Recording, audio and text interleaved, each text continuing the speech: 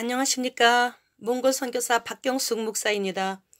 돕는 이방 사람들. 오늘은 아침부터 바람이 세차게 불고 있다. 이제는 사람이 많아서 겔 안에서는 주일 예배를 드릴 수 없는데 걱정이다. 그래서 예배 시간이 될 때까지 바람이 멈추게 해달라고, 바람아 잔잔하라고 명령하셨던 예수님처럼 간절히 기도했다. 30분 넘게 기도하고 밖에 나가 보았더니 이게 웬 말인가. 바람이 멈추었을 것으로 확신하였는데 아까보다 더 세게 불고 있었다. 어쩔 수 없어서 그냥 야외에서 예배를 드렸다. 2시간 가까이 예배가 진행되는 동안 손과 발과 귀가 얼어붙는 것 같았다. 성도들도 많이 추웠을 것이다. 그런데도 춥다는 내색을 하지 않고 열심히 찬송을 부르며 하나님을 찬양했다. 예배가 끝나고 함께 점심을 먹고 성도들의 이야기를 들었다. 내게 전보러 왔다 예수를 믿게 된 솝다 큰 이모는 우상단지들을 내가 모두 가져간 후로 몸이 더 아파져서 예수 믿게 된 것을 후회했는데 오늘 설교를 듣고는 그런 생각이 다시 사라졌다고 했다. 나는 그럴수록 예수님의 보혈로 나를 강건하게 해달라고 열심히 기도해야 한다고 말해주었다. 그리고 이 고비만 잘 넘기면 반드시 하나님께서 축복해 주실 것이라고 했다. 예배 후에 지난번에 길거리에서 만나 전도한 동자승을 다시 전도했는데 이번에는 아멘을 하라고 해도 끝까지 하지 않았다. 아멘을 못하게 마귀가 입을 막는 모양이다. 그래도 기도해주고 우리 교회 청년의 집으로 신방을 갔다. 그런데 그 청년의 부모는 아직 교회를 출석하지 않고 있는데 그 청년이 교회 나가는 것을 못 나가게 하면서 핍박을 하고 있었기 때문이다. 나는 열심히 하나님이 누구시고 왜 예수를 믿어야 하는지에 대해서 설명해주고 그 청년의 부모에게 예수를 믿겠다고 고백하고 아멘을 하라고 했다. 그런데 끝까지 아멘을 안 했다. 오늘은 아멘하지 않는 사람들만 엮어서 하나님이 보내주신 것 같다. 다음에 다시 신방 오겠다 하고 집을 나왔다. 교회로 돌아오니까 교회 전봇대 십자가가 없어졌다. 내일 구청에서 누가 온단다.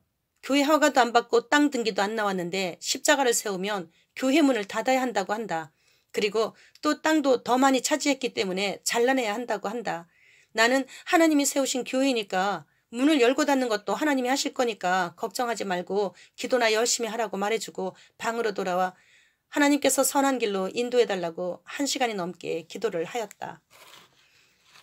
오후에 솝다에게 구청에 전화를 해서 교회 문제가 어떻게 돌아가고 있는지 자세히 알아보라고 했다.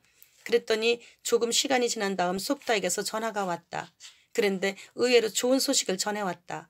구청에서 직원 몇 사람을 시켜 우리 교회에 대해서 조사해보라고 해서 그 조사단이 우리 교회에서 몰래 예배를 드리면서 이것저것 다 살펴보고 가서 구청에 보고하기를 너무나 이 지역에 유익한 일을 많이 하는 교회라고 보고했단다. 그리고 허가 서류도 제출하지 않고 그냥 하기 때문에 구청에서 문을 닫으라고 했지만 처음에 문을 닫게 해야 한다고 보고한 그 직원들이 오히려 구청 높은 분들을 설득하고 있다면서 허가 문제도 도와주겠다고 한다. 이방인들이 우리를 돕기 시작했다. 오 주여, 주님의 기적을 언제까지 계속되게 하실 겁니까? 감사, 또 감사했다.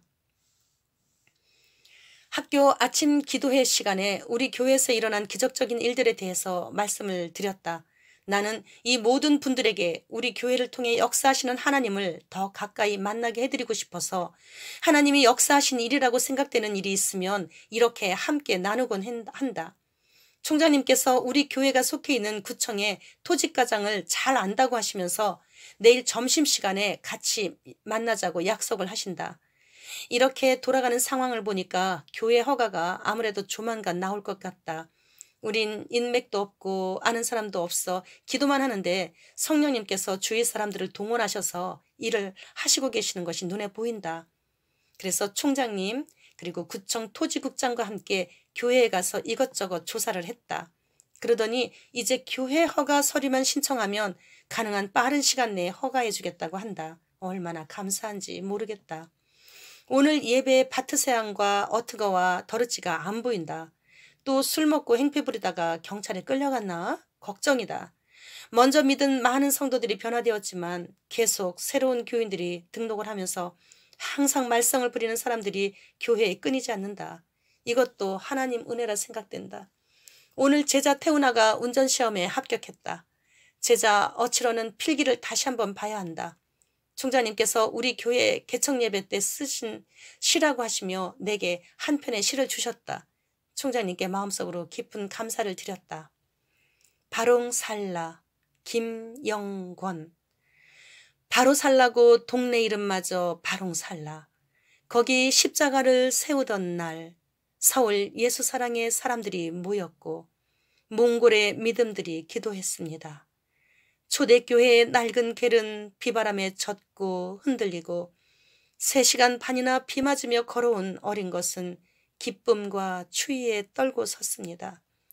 죽음 앞에서 삶의 광명으로 돌아선 어른과 아이들, 생전 처음 듣는 노래와 말씀으로 이젠 아무래도 바로 살기로 작정했습니다.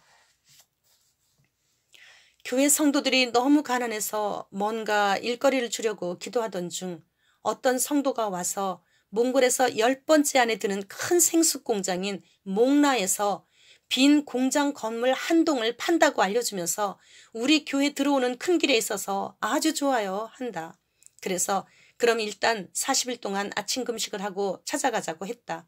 그리고 오늘이 40일 아침 금식이 끝나는 날이라서 그 공장의 사장님을 만나러 가서 사장님을 만났다. 사장님은 공장을 보여주며 많이 자랑을 하신다. 그래서 나도 좋다고 했더니 그럼 지금 계약을 하자고 한다. 오늘 계약금은 얼마를 걸 거냐고 했다. 그래서 지금은 없으나 앞으로 돈이 생기면 가지고 계약하러 오겠다고 했더니 갑자기 일어서시더니 우리를 떠밀며 문 밖으로 밀어낸다.